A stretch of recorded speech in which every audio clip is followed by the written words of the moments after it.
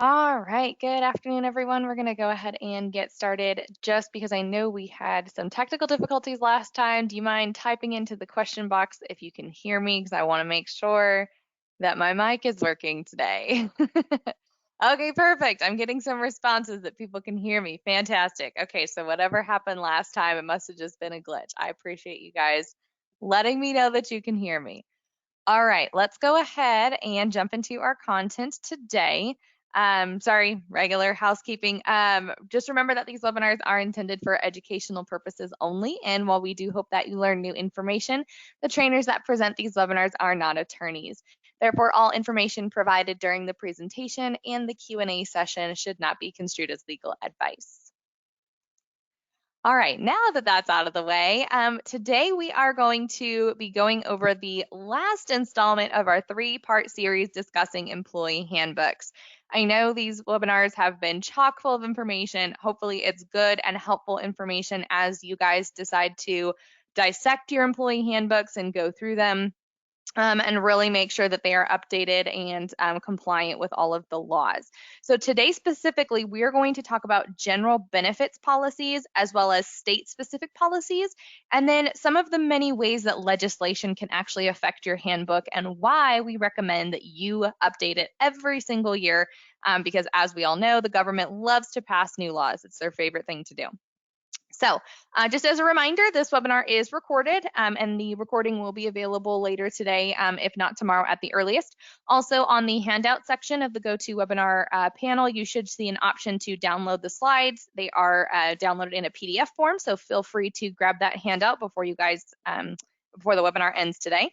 And also there will be a Q&A session at the end. So if you do have any questions, please feel free to type them into the question box and I will address those at the end of the presentation. All right, so let's jump into our content today. So like I said, we're going to be talking about the annual legislation changes and how they may affect your handbook as well as your business. We'll talk about some general benefits policies, including things like holiday, PTO versus vacation policies, sick time, medical, dental, vision, bereavement, and then personal leaves of absences, FMLA, and military leaves. Then we will also touch on the subject of state-specific policies and the types of policies that you should be looking out for depending on what state you're in, as well as how many states you're in, because there are a lot of different states that have very unique policies to a very small amount of states. So we want to make sure that we are compliant with those as well. And then, of course, as always, we will end with the Q&A. All right, so let's start by talking about federal and state legislation changes and how they affect your handbook. Now, many of you know that during December each year, our HR services team offers a state law update webinar series that I highly recommend, and we go over all of the laws that are going to be going into effect in the coming year. Now, during that presentation, we'll let you know which action items for legislation are going to affect your employee handbook and what types of policies or statements you need to include. However, you should not wait until December each year to hear about these laws because some of them do take preparation and because changes can actually happen anytime throughout the year. It's very important to be on the lookout both federally as well as at your state and city level for any legislation changes throughout the year. Now, if you are a part of our HR compliance package, you will get these notices throughout the year from your dedicated HR service rep. However, if you're not a part of our compliance services, you will have to make that effort to pay attention to the changes in your law in your area. Now, federal changes are usually all over the news when they change a large law, especially when it affects employers. We saw this with things like ARPA and FFCRA during the COVID pandemic. However, state changes may not be on a major news channel, and we don't always have enough Thursdays in the year to do webinars on every single state legislation changes, because surprisingly, there are actually a lot throughout the year that many employers miss or don't pay attention to. Now, state changes may take effect anytime throughout the entire year, whether the law passes or the law goes into effect sometime after January 1st of that year. So for example, we're seeing a lot of these paid sick leave laws or these these state family leave laws that are going into effect. And as these states pass these laws, the law may go into effect to start pulling deductions from employees' pay, say January 1st of 2022. but the actual leave can't be taken until January 1st of 2023. So some of these laws have multiple deadlines and multiple dates for action items that you'll need to pay attention to. So that's another reason that the state laws tend to be a little bit more difficult to maneuver on your own, because they're not as publicized and they tend to have multiple implementation dates versus federal laws that are usually relatively immediate. Now, another thing to keep in mind is that some states don't have many changes while others have a lot. So it's really going to depend on what state you're located in and if you are a multi-state employer. So if you are a multi-state employer or you have a heavily regulated industry, you have a lot more to look out for in terms of legislation changes. So what should you do if a legislation change is going to affect your handbook or a policy in your handbook is required? Well, if you're close to your annual handbook review, roll out the formal policy during your handbook review when your new handbook takes effect, and notify your employees of the new policy or legislation change in the meantime via a company-wide communication or memo. Now, if you just recently updated your handbook and it's going to be a while before your annual review comes around, you can always implement new legislation changes as an addendum to the policy, or excuse me, as an addendum policy to the handbook. So your employees acknowledge and sign that that specific policy has changed. And then during your next review of your handbook, you can amend your handbook to include that policy permanently and not as an addendum. Now, one of the things that tends to change a lot in legislation is benefits. Specifically, things that we're seeing right now is state-sponsored family leave, sick leave, any types of leaves of absences that states tend to add, and you'll see that when we go over some of the state-specific leaves, as well as other types of regulations on PTO. A lot of states have gotten a little stricter on regulating how employers implement their PTO policies. So that's why we're using this webinar today to talk specifically about benefits and the different types of things you want in your policy to pay attention to those changes. All right, so first we're going to talk about holidays. Now, holidays just kind of falls into the general benefits policies, and everyone loves holidays, right? It's one of the most common policies that almost every single employer has, and people love holidays, especially if they're paid. If they're unpaid, it's still nice to have time off of work, but they love when the holidays are paid. But many employers actually get tripped up by what is actually law and what is just best business practice that we've just gotten used to over the years. So just to kind of clear some things up, there's actually no federal laws that require employers to observe any holidays. Also, employers do not have to pay for holidays, nor do they have to offer time and a half when employees work on holidays. This is something that we have demonstrated as a best practice, but federally, there is no law that enforces any of these concepts.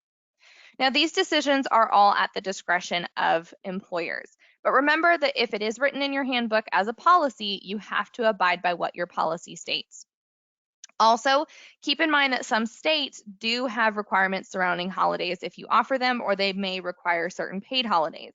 So for example, both Massachusetts and Rhode Island require private employers to offer paid time off for national holidays.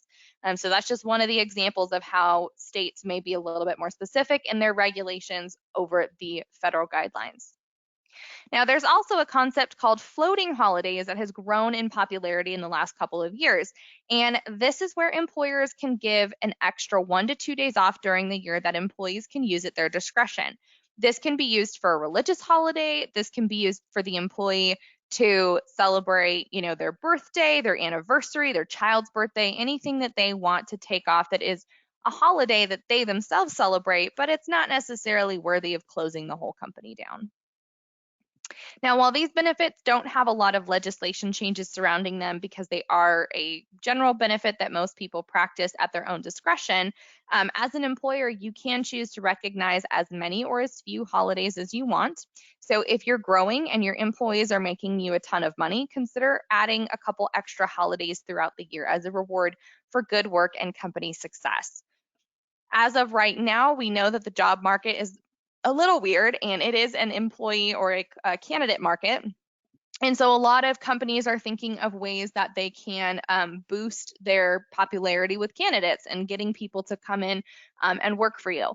Sometimes something as simple as offering more paid holidays can be enough. If you have a competitive PTO offering and you offer 15 paid holidays instead of 8 paid holidays, those are still days that the employee is getting paid time off for. It's just not at their discretion. So sometimes revisiting your holiday policy and making it a little bit more competitive with what other people are doing in the market to be more attractive to candidates can be a really inexpensive way for you to attract more candidates and try to get more talent pool in this market. So just something to think about. All right, next we're going to talk about PTO versus vacation. Now, many employers think that these policies are the same, but they're vastly different, and one might be a better fit for your company. So it's always good to consider which one is going to fit your company structure better.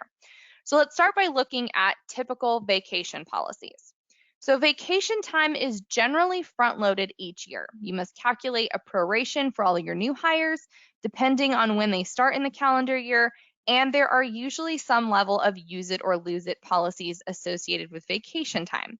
What that means is that it doesn't carry over unless the state requires you to. Typically, vacation is only used for vacations away from work. It can't be used for any other reason.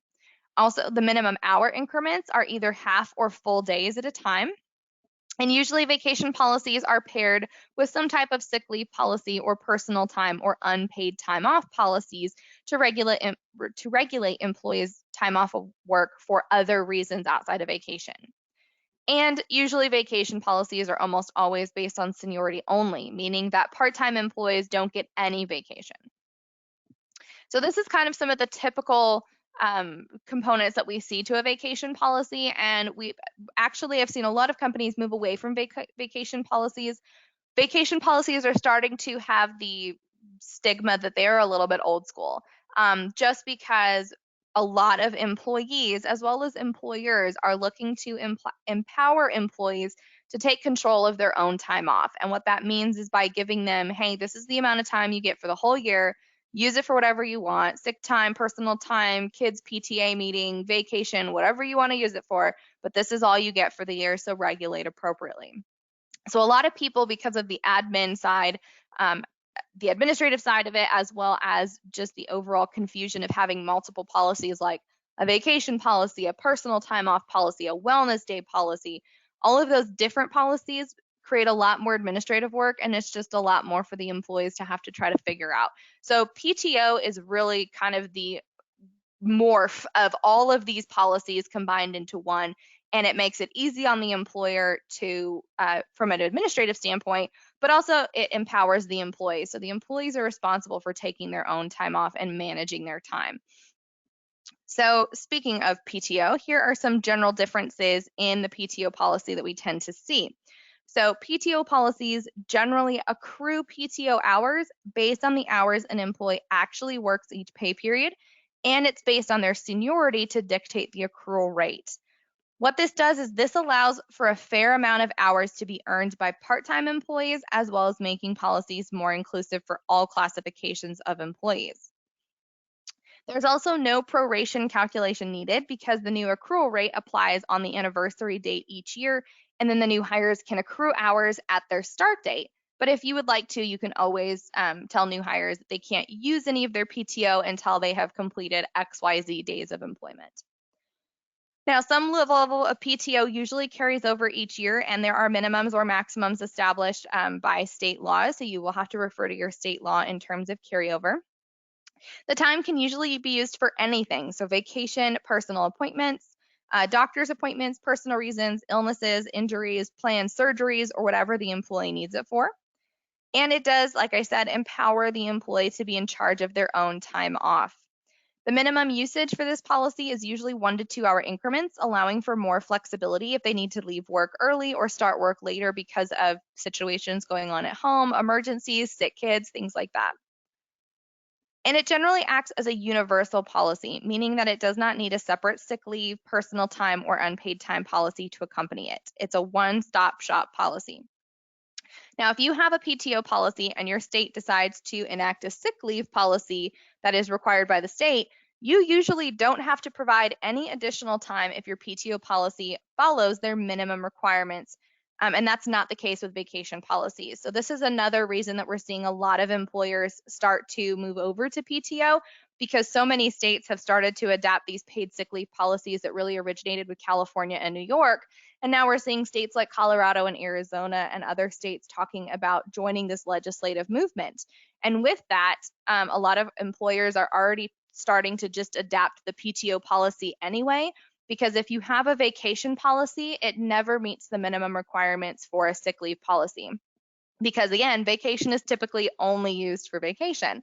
So if your state does not require you to offer sick leave and you only have a vacation policy, and then your state decides to pass a sick leave minimum requirement, you're going to have to redo your policy anyway, either by adding a sick leave policy that's completely separate and is almost always accrual based on the legislation, or you can already have a PTO policy in place and not have to touch your policy at all because you're already meeting the minimum requirements of the state. So that's another reason we're seeing this movement over to PTO policies, and kind of abandoning the old school vacation policies of old. Now, there are also a lot of differences between the two policies. And like I said, each of them have pros and cons, and it's really going to depend on what best fits your organization. Remember that federally, you don't have to offer any paid time off to employees, with the exception being of what we saw during the COVID crisis under ARPA and FFCRA. In those instances, the federal government will dictate any time off that is mandatory. However, paid time off or vacation time can prevent employee burnout, and it can boost employee morale. And we're starting to see PTO become a very pinnacle point in attracting candidates and retaining employees. A lot of employees are willing to quit their jobs for another employer that does not increase their pay, but gives them more PTO. A lot of larger employers are moving towards unlimited PTO. As long as you get your job done, we don't care when you do it, where you do it, or how you do it. And so that's really becoming more of an employee empowerment movement. Now, for some organizations, that's not going to work, and that's totally understandable. But also be aware that you need to be paying very close attention to what your competitors in your industry are offering as far as PTO. Because if there's someone else in your industry who is willing to shell out a couple more days of PTO, or has more levels in the seniority, so they're getting more PTO days every year they're with your company instead of having to wait for that 5-year mark, they're probably going to steal some of your candidates and some of your interest, even if they're not paying a higher wage. So keep in mind that PTO is becoming a cornerstone to a competitive benefits package. All right, piggybacking off of that, we're going to talk specifically about sick time in case you do want to have a separate sick time policy, which is completely understandable if you do. Now, sick time is paid time off that is specifically meant to be used for when employees are sick, injured, or need to attend to their personal health needs. Now, it is not mandated by federal law, but it is required by many states, and these are the states that include or have a mandated sick time. Arizona, California, Colorado, Connecticut, Illinois in local areas, Maine, Maryland, Massachusetts, Michigan, Minnesota, also in local areas, Nevada, New Jersey, New Mexico, New York, Oregon, Pennsylvania, also local, Rhode Island, Vermont, and Washington. So quite a few of the states have jumped on the paid sick leave bandwagon since California and Arizona kind of kicked off that trend. Many states have made a commitment or are trying to pass some type of required sick leave as a result of the COVID-19 pandemic, and we are expecting to even see an attempt at passing a federally mandated sick leave requirement during President Biden's administration. What the COVID pandemic did is really brought into light the amount of fear that employees have over missing a paycheck, over choosing their health. And what a lot of the legislators and a lot of the politicians have realized is that they can use mandated sick time and compensation for employees as a huge political stance for their reelection. And so that's what we're seeing. A lot of these governors and senators that are up for reelection are trying to skate their reelection on this mandating of sick time, the increase of minimum wage, all these things that affect employees, because over COVID, over the pandemic, this is the things that employees were able to really think on and reflect on during quarantine, is the amount of times that they chose to work over their personal health because of fear of missing out on a paycheck.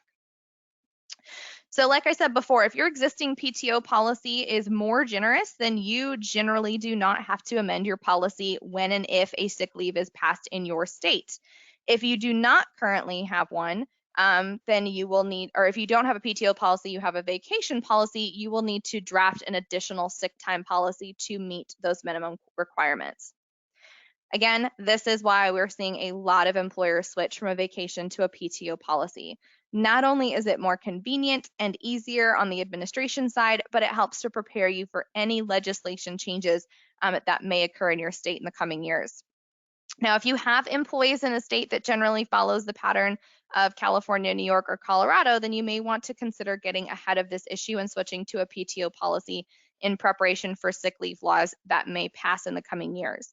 Another thing to keep in mind is that if any of you are multi-state employers and you have some employees in some of these required states that have sick leave requirements, and you have some employees that are not in these types of states, a really good practice is to adopt a universal PTO policy that covers the minimum sick time requirement in your most stringent state and apply that across the board for your whole company.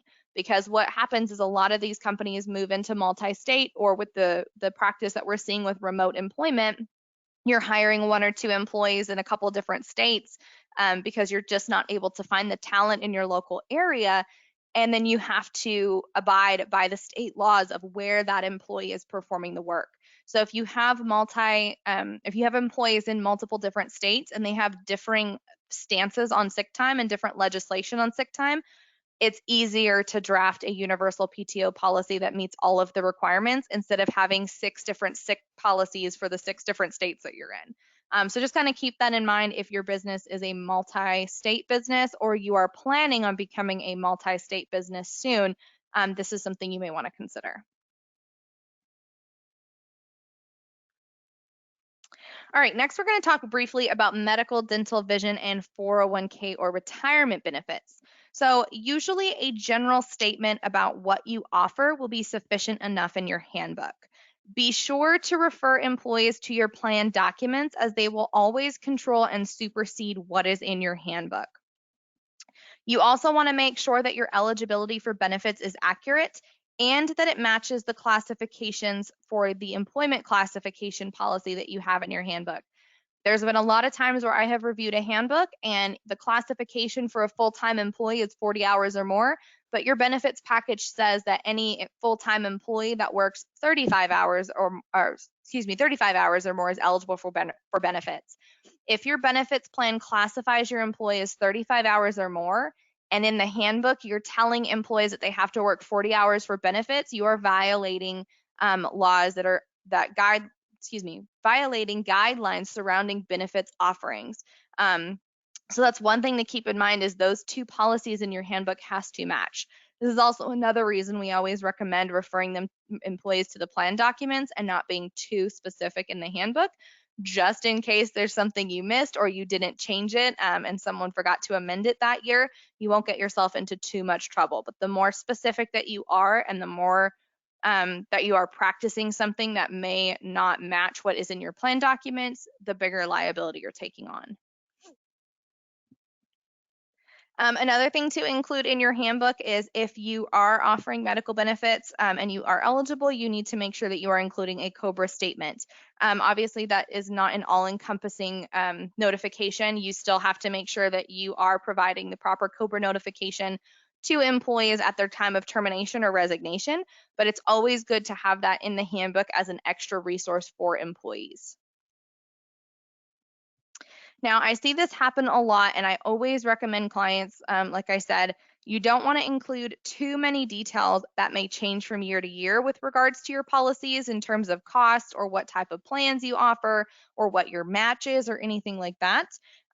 Because it creates extra work when you go to update your handbook. You have to make sure that not only are you updating the policies for compliance, but now you have to update your medical, dental, vision, and 401k to make sure that nothing significant has changed either in the cost, the type of plan, or the match that you're doing on the 401k. So try to keep it simple and generic so you can provide the details to the new hires that you offer this benefit, but they should seek assistance from either the HR manager or the owner or whoever has access to these documents to get more details on these benefit plans when they come available.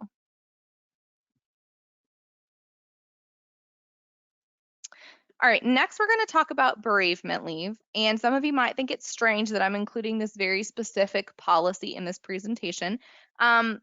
But this is one of the most relaxed leaves in the HR world, and it kind of has some aspects to it that seem contradictory to everything that we preach in HR. So I wanted to make sure to include it because I tend to get a lot of questions on bereavement leave. For any of you that aren't familiar, another term for bereavement leave that we're starting to see is funeral leave. So a lot of people have moved away from calling it bereavement leave and gone to funeral leave. Either are acceptable. But mainly this leave is offered because employees are at some point in their lives are going to experience a very difficult time when they lose a loved one. And generally, this is the only leave of absence type where you don't need to have documentation to support it. I know it's weird coming from an HR person saying don't worry about documentation, but it's true. Now, through all the handbooks I have reviewed in my career, I have seen some amazing bereavement policies written from a place of compassion and understanding, and you can definitely tell that these employers care about their employees when they're going through a tough time. I have also seen some bereavement policies that were clearly written by someone who has never lost a family member in their life. Lucky for them at the time, but unfortunately, that's not reality. Now, employees tend to remember how employers treat them during things like hardships. And in today's market, if you want to retain top talent, you have to be supportive and compassionate when life happens because life doesn't wait for the employee to complete their first 90 days of employment. Life doesn't wait for them to accrue enough PTO. Life happens when it wants to, and employers over the next decade are going to need to learn to be flexible if they want to prepare themselves for the millennials and the Gen Zs that will be taking over the workforce because their mantra is flexibility. When life happens, they're going to handle it because I don't think we've had a generation that has seized the day and realized how precious and valuable life is more than this upcoming generation that will be taking over the workforce in the next decade. Now, these generations are also a little bit stubborn in the sense that they are not above quitting a job because they felt their employer was heartless in the midst of their struggles. And we are seeing that exemplified through COVID-19. We are having so many employees that now that the market has opened up and now that they've been vaccinated, they are avidly job hunting because their employer did not do them right during COVID. They did not handle themselves. They did not take care of their employees. They didn't feel safe.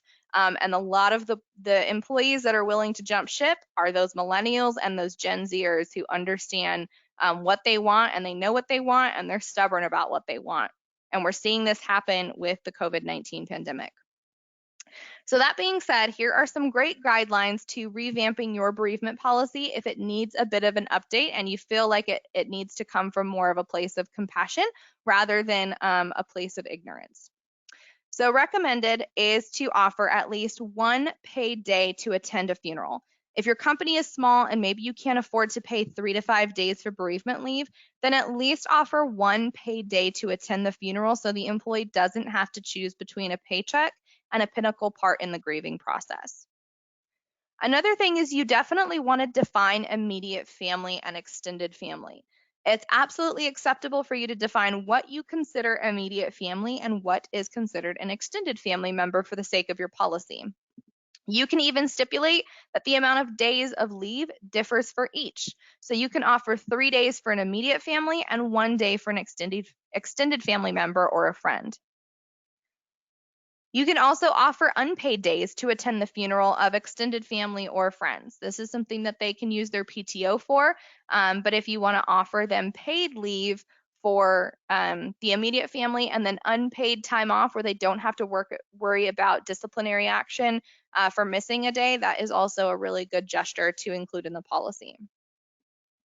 You can also put a cap on the number of paid days. For example, if you offer up to 3 days of paid leave for the death of an immediate family member, you can add in there that additional unpaid days may be approved on a case-by-case basis at the discretion of management. That way, if your employee is something like the executor of the estate or the only child, they have time to get their affairs in order. And I'm sure many of you have lost loved ones before, and in the grieving process, it's emotionally draining enough. Being fiscally responsible for a deceased person can take an even bigger toll on a person, and it kind of seems like a second job. So I encourage you to be very flexible and empathetic with this policy overall as you are writing it, and allow for that flexibility in terms of offering them more time away from work to handle what they need to handle without them being afraid that they have to, that they're going to be disciplined or that they're missing too much time and they're going to come back to a corrective action. Also, on that note, you want to avoid outlining an eligibility requirement. I always try to persuade employers to do away with minimum employment rules for a bereavement policy. Again, like I said, life doesn't wait for for the first 90 days of employment. And it's not the employee's fault that they chose to start a new job and bring their talents to your organization right before a family member passed away. So it's not fair for employers to ignore that life doesn't happen according to our handbooks. So I always recommend removing this part of the policy when I see it. I know for me personally, if there was an employer that I had just started out with and someone close to me died and they told me I couldn't take time off, you can guarantee I would be looking for another job because that's just not good business practice. And finally, you want to avoid requiring proof of family relationship or proof of death. In a general sense, when I read these parts of a policy that when I'm editing a handbook, I just cringe. They come off in such bad taste. This language gives the perception that you, as the employer, don't trust any of your employees flat out. And that can be really disheartening from a new employee or an existing employee standpoint. I firmly believe that you can learn a lot about an employer by looking at their bereavement policy and how it's written. Asking for proof of bloodline or proof of death is just plain rude. And it's really going to cause you more issues than it's worth. The only time I do recommend asking for any type of documentation is if you have reason to believe that this person is abusing the policy. So either when that same family member has died before, and their stories just aren't lining up, or when multiple family members have passed in a short period of time. Can it happen? Absolutely, it can, but it is rare. And when you explain to the employee that due to the close proximity of the request, you're just going to need a copy of the obituary or the funeral service program after they attend as documentation, most of the time they understand the request if they're asked in a compassionate and friendly manner. So again, just maintaining that professionalism and that understanding for the situation, but not requesting that they prove that this person is really their mom or this person is really their sister. Because I've seen policies like that and they do not come off well. So if your policy reads anything like that, I highly recommend you update it as soon as possible because it doesn't make the employer look good. All right, we're coming down to the last couple slides here, but I definitely want to talk about leaves of absences, specifically personal leave policies, military leave, and FMLA. So starting with a personal leave of absence policy, this policy is one that I always recommend adding in if you don't currently have it regardless of how large or small your business is. Because what it does is it acts as a catch-all for employees to request leave.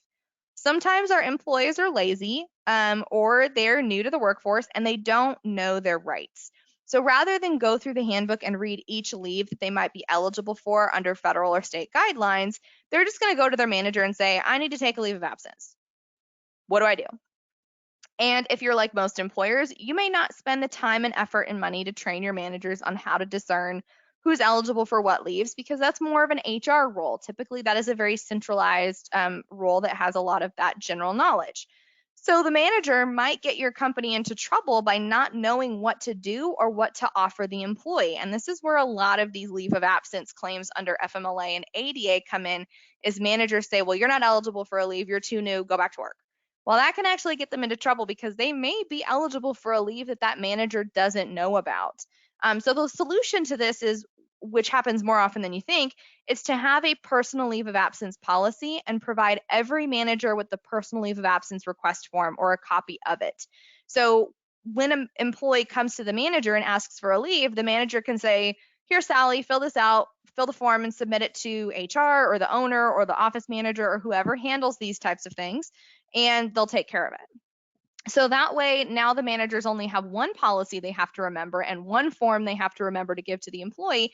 And then the person that has all of the knowledge as to exactly what they're eligible for under the laws can handle the leave appropriately.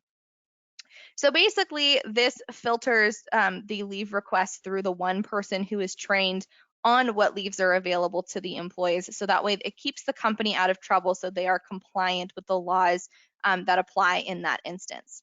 Now, that person, let's just say HR, for example, can read the request and she can determine that Sally's not eligible for FMLA because she hasn't been with the company for a year, but she might be eligible for a state leave because they're in California and California offers CFRA. So HR will reach out to Sally and provide her the information that she needs for the CFRA leave process. Now, this reduces your overall liability that Sally is going to go to see her brother-in-law, who happens to be an employment lawyer, who will know that she should have been allowed to take CFRA leave, and now you have a lawsuit on your hands. So having this catch-all as as a tool for the managers and something that they can be familiar with and easily provide to employees is a great filter for leave requests to make sure that you are getting that employees are getting the leave time that they're entitled to, and that you are able to stay compliant with the laws that are applicable. Now, next, we're going to talk briefly about military leave policies. This is a federally required leave, so you should definitely have it in your handbook. But also be aware that some state laws do modify these leaves, so you have to make sure that you include any modifications to the policy that are made by state requirements. Now, a lot of employers tend to believe that they only need this policy in their handbook if they have military personnel or National Guard personnel on their staff. That is not the case. This policy should be in your handbook regardless of what types of employees you have, because the employees have a right to be aware of their rights under this leave if they qualify. And finally, I'll touch briefly on FMLA. Many of you are probably familiar with this leave. You must include it in your handbook if you meet eligibility, which is 50 employees within a 75-mile radius of each other. So, for example, if you have 35 employees in Nevada and 20 employees in Idaho, you do not need to offer FMLA. But if you have 35 employees in Las Vegas and you have 20 employees in Henderson, which is 20 minutes outside of central Las Vegas, then you would definitely need to offer FMLA because they are within that 75-mile radius of each other. Now, one other thing to keep in mind is that if you are on the border and you have, say, 45 employees, or you just hit 50 employees, you are not a covered employer until you have had 50 or more employees in 20 or more work weeks in the current or previous calendar year. However, this can get tricky because if you had 50 plus employees for 20 weeks last year, let's say during your busy period, and then you lost 5 employees and you've been at 48 employees for the past 6 months, you still technically have to offer FMLA because of the 20 weeks that you had 50 employees last year. So the best rule of thumb is that if you are on that cusp and your company is growing, or you have times where you just do mass hiring seasonally within a 12-month period, I recommend if you're close to that 50, 45, 46 mark, I would just offer FMLA and offer it indefinitely unless your company goes through a significant cut in the workforce, because it's a lot easier than having to pull reports every trailing 12 months to make sure that you do or don't have to offer FMLA leave at that time. All right, now this is where handbooks get tricky, especially for multi-state employers. Single-state employers still have the same issues, but depending on your state, they can be more or less complicated. But if you're a multi-state employer, you definitely fall into this category of this can get a little tricky. Because we know each of the states like to express themselves in different ways, and they do that by passing laws. So some states, like California, for example, pass more laws and have more rights given to employees than any other state. And some states are totally fine doing pretty much the same thing they've done year after year. So when it comes to having employees in multiple states, or even having employees in your own state, you need to be paying attention to the types of leaves that your state allows. A lot of the handbooks I review are missing a vast majority of the state-specific leaves, and that can be a liability because you are not notifying your employees or of their rights to take these leaves. And just like we talked about in week 1, you have to fulfill your legal obligations to notify employees of their rights, and the handbook is one of the vessels to complete this obligation. So here are some examples of the types of leaves that vary by state. They may be offered in some states or only in one state, and each may have a different eligibility criteria in the states depending on how many employees you have. So there's a lot to take into consideration to be compliant with not only federal laws, but your state laws as well.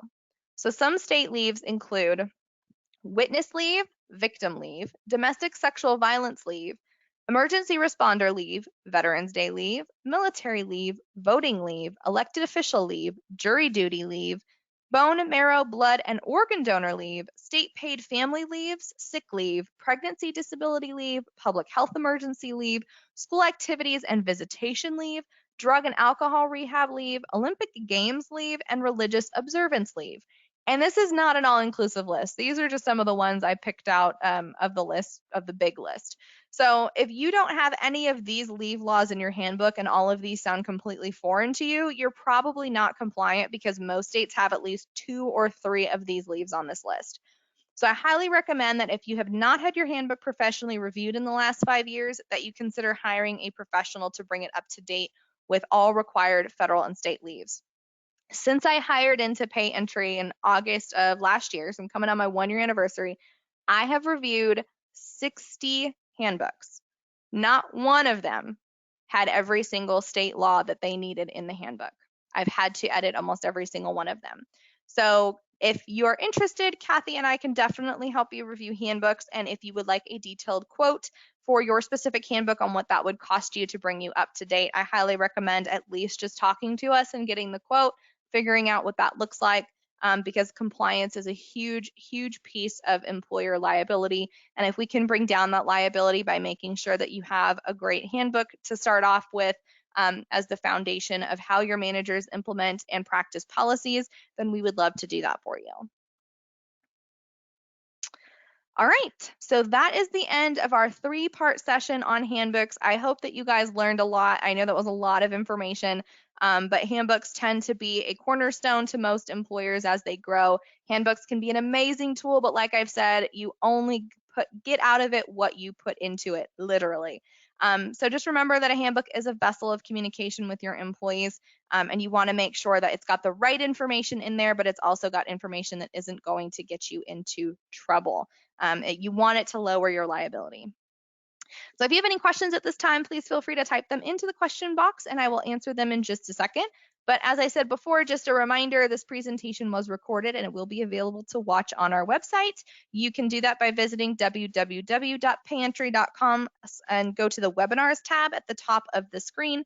Webinar recordings is the drop down and we have all of our recordings on there. So if you miss any of our webinars, feel free to use that link to jump on and catch up on our webinars. There's also going to be a survey that follows this webinar. Feel free to leave your feedback. We do have a couple of open topics for the rest of the year. So if you have any suggestions on topics that you would like to fill those weeks, please let us know because we love it when you guys give us suggestions on the types of things you want to hear us talk about. So let's see if we have any questions. All right, I don't see any questions at this time, but if you guys do have any questions or you are interested in getting your handbook looked at, please feel free to reach out to me. My contact information is at the bottom of this slide. You can reach out to either myself or Kathy, either or. We both do handbooks. We're both very good at it. So feel free to reach out to either of us for a quote. Also, next week, Kathy is going to be talking about combating unemployment fraud, which is something we are seeing run rampant right now. And probably has been for the past year. So we're going to talk about how to combat unemployment fraud and what you need to do if you're a victim of unemployment fraud. So join us next week for this webinar, and I hope you guys all have a great rest of your week. Thanks for joining me today.